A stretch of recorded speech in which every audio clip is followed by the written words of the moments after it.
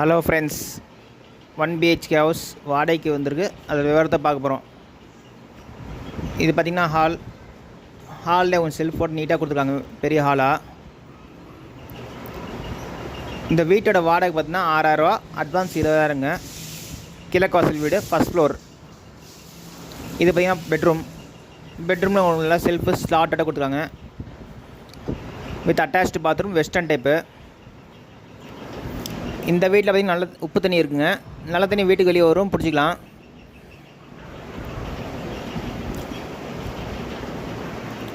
இந்த வீடு எங்கே இருக்குதுங்க? சேலம் கோரிமேடு லா காலேஜ் முன்னாலே இருக்குங்க.